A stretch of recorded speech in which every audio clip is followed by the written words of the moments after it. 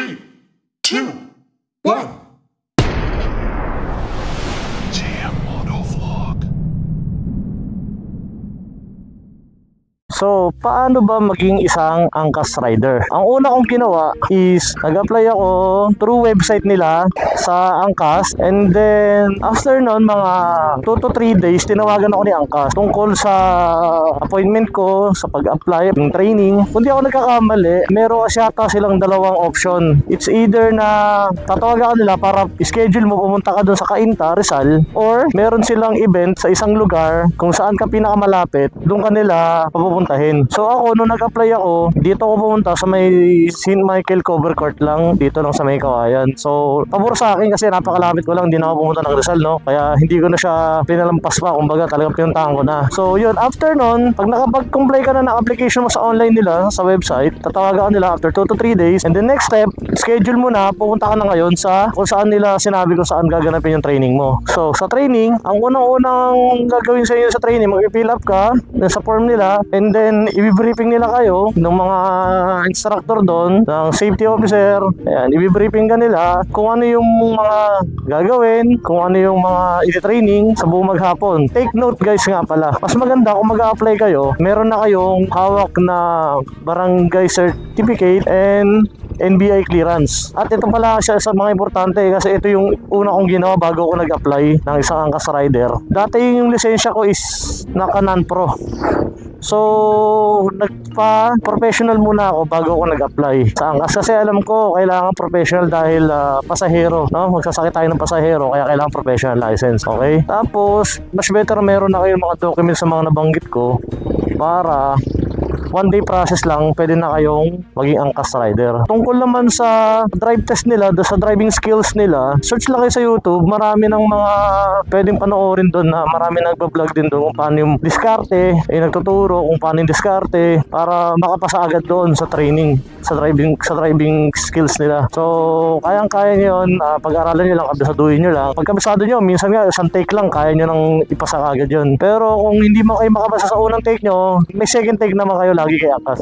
So, yun, pagdating mo doon yun, magda-driving test ka na, briefing. After that, next step nyo is seminar. Okay, attend kayo ng seminar around 2 to 3 hours. Kaya nandun na ituturo kung paano gamitin yung application, safety driving seminar. Yun, mga, alam mo, mga 1.5 hour yung safety driving seminar. Tapos 1.5 yung para doon sa kung paano gamitin yung application. Tuturuan kayo doon.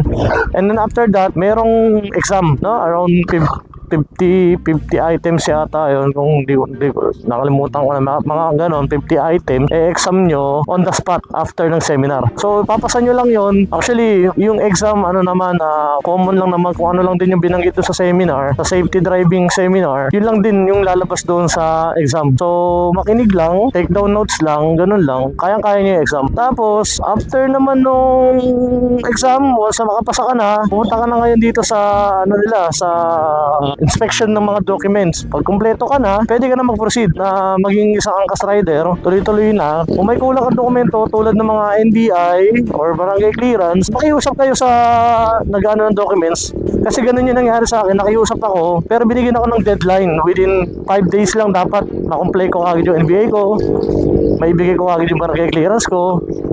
So far naman, after 5 days, lumabas yung NBI ko, na-send ko agad doon sa coordinator ng mga ng mga requirements. So mas maganda may hawak ng NBI tsaka barangay clearance para tuloy-tuloy wala na maging problema. So after nung pag-verification ng mga ng requirements, next step naman niyo is sa payment. Magbabayad naman kayo. Alam ko yung new biker kit nila naglalaro sa 3,000 plus. Kung kaya nyo i-cash, mas mabuti. Pero ang kagandahan kay angkas, hindi ka nila ipupush na magbayad ng full payment. Pwede ka rin mag-installment sa kanila. Magda-down payment ka lang ng at least 1,000 pesos. Makukuha mo yung mga biker kit mo. Kasama dyan, 2 helmet, 2 long sleeves neto, shower cap, isang buong plastic na shower cap. Hindi ko lang kung ilang pieces yun. Tapos may kasamang poncho, which is yung kapote. Ayun yung mga included doon sa 1,000 na ida-down payment nyo. Tapos, ang weekly nun, ikakaltasan kayo ng around 140 to 150 pesos. Weekly. So, dapat, weekly, may laman din yung wallet nyo sa application.